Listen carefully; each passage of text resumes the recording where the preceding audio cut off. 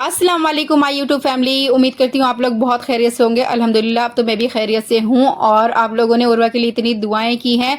और मैंने कल व्लॉग नहीं डाला था तो आपने उसके बारे में भी इतने सारे कमेंट किए हैं, तो मैंने सोचा एक व्लॉग बनाकर आपको ना सारी चीज़ों के बारे में मैं अपडेट दे देती हूँ। कल उर्वा की तबीयत ज़्यादा ख़राब हो गई थी, आप सबको पता है। जिन लोगों को नहीं पता तो उनको मैं बता दूं, 4-5 दिन से उर्वा को लूज मोशन, वोमिटिंग वगैरह सब हो रहा था, फीवर वगैरह हो रहा था, लेकिन कल उसको ज़्यादा ही हो गया था। तो मैं उसको लोकल डॉक्टर के पास लेके गई थी, तो डॉक्टर के सामने जाकर उसने पानी मांगा और तुरंत ही वोमिटिंग कर दी, और मतलब उसको पानी भी हजम नहीं हो रहा था। तो ये चीज़ मैं डॉक्टर से बता ही रही थी और उसने सामने ही ऐसा कर दिया। तो डॉक्टर ने बोला इसको जाओ तुरंत हॉस्पिटल में एडमिट कराओ। अब मैं इतनी जल्दी कहाँ से उसे हॉस्पिटल में लेके जाती, 2 बजे का टाइम था। मैंने अपने हस्बैंड को फ़ोन किया, उनसे मैंने सारा वाकया बताया, तो वो बोलने लगे, मतलब थोड़ा सा ना मेरे हस्बैंड ऐसी शॉर्ट टेम्पर्ड है, उनको जल्दी से डिसीजन लेना नहीं आता। तो वो बोलने लगे तुमने ये कर दिया, तुमने वो कर दिया। मतलब एक इंसान को अगर ये वाला हाल है तो ये बताना चाहिए ना कि अब क्या करना है हमें, लेकिन वो पीछे वाली बात बताते हैं कि तुमने ऐसे कर दिया, तुमने वैसे कर दिया। तो उन्होंने कहा जाओ जो करना है कर लो और मुझे नहीं पता बस। तो फिर जो मुझे समझ में आया वो मैंने किया। मैंने ऑटो बुक किया और फिर मैं चली गई सफदरजंग। सफदरजंग में जाकर जल्दी से आपका कोई काम हो जाए तो ऐसा तो हो नहीं सकता, क्योंकि गवर्नमेंट हॉस्पिटल है। पहले मुझे बहुत ज़्यादा उन्होंने चक्कर कटवाए और उसके बाद उन्होंने इमरजेंसी में उर्वा को लिया।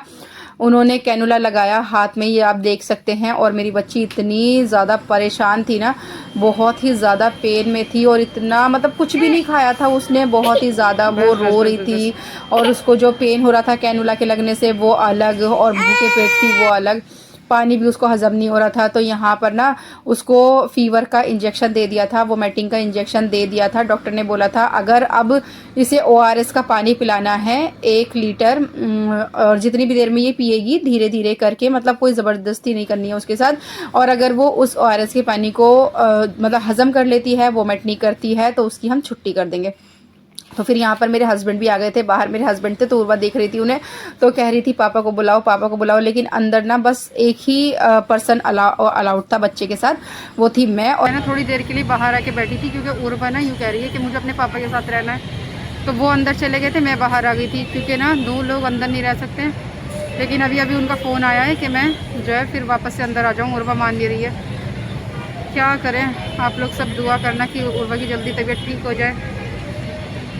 और ईद भी सर पे है, मतलब कुछ समझ नहीं आ रहा है फ्रेंड्स। तो बिल्कुल इसी वाले मेरे जो पीछे ना शीशा देख रहे हो ना, यहाँ पर है उर्वा। मैं अंदर से नहीं देख सकती और वो मुझे देख सकती है बाहर, तो उसने मुझे बाहर टहल कर देख लिया। तो इसलिए मैं जा रही हूँ अब अंदर उर्वा के पास। तो फ्रेंड्स दिन के 3 बजे से उर्वा का जो ट्रीटमेंट था वो स्टार्ट हुआ था और रात के 9:30 बजे तक उसका जो था ट्रीटमेंट चला था। तो जब उसका ट्रीटमेंट दिन के 3 बजे स्टार्ट हुआ था, उसका फीवर था 103, और रात के 9 बजे 9:30 बजे उसका फीवर था 99.8। मतलब उसका फीवर जो था बहुत धीरे धीरे उतर रहा था। लेकिन डॉक्टर ने फिर भी कहा कि बच्ची का फीवर उतर रहा है, ऐसा नहीं है कि बिल्कुल भी दवाई से कम नहीं हो रहा है, तो इसको हम छुट्टी दे देते हैं। कुछ बेसिक सी दवाई उन्होंने लिखी और छुट्टी दे दी यहाँ पर। तो मेरे हस्बैंड के फ्रेंड हैं, वो अपनी कार लेकर पहुंच गए थे हमें लेने के लिए। और यहाँ पर इतना कुछ हुआ पूरे दिन में। और एक चीज़ जो बहुत ज़्यादा ख़राब हुई वो ये कि बेचारी इल्मा मेरी भूखी रही पूरे दिन, उसने कुछ नहीं खाया। हस्बैंड ने मेरे पूछा भी कि चलो तुम्हारे लिए, दोनों के लिए मैं कुछ खाने के लिए ला देता हूँ, लेकिन इल्मा ने फ़ौरन मना कर दिया, क्योंकि ना वहाँ पे जो बच्चों की कंडीशन थी ना, छोटे छोटे बच्चे इतने पेन में थे, तो वो सब देख कर ना इल्मा को खाना बन नहीं रहा था बिल्कुल भी, उसने कुछ नहीं खाया था।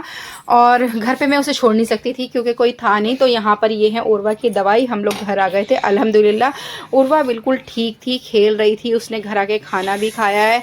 और थोड़ा सा ना उसने आज रात में हमें परेशान भी नहीं किया, जिस तरीके से वो हमें परेशान कर रही थी 3-4 दिनों से। रात में ख़ुद भी परेशान हो रही थी अपने पेट के दर्द की वजह से या अल्लाह जाने किस वजह से। तो वो ना एकदम बढ़िया थी, ठीक थी।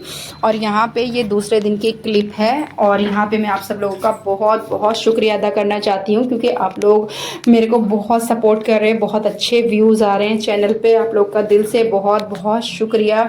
और बकरा ईद का सीन ये है कि ना, बकरा ईद में तो देखो मेरी अभी अभी चाची का इंतकाल हुआ है और अभी उर्वा बीमार हुई है। तो मुझे तो कोई बकरा ईद में है नहीं इंटरेस्ट, लेकिन बच्चों को मैं कपड़े वगैरह ला दूंगी, क्योंकि बच्चे ना एक दूसरे को देख के फिर ये करते हैं कि उसने पहना मेरे पास नहीं है। तो इसीलिए बस यही है बकरा ईद का। तो क्या पता मैं व्लॉग बनाऊं या ना बनाऊं, ये भी है ना।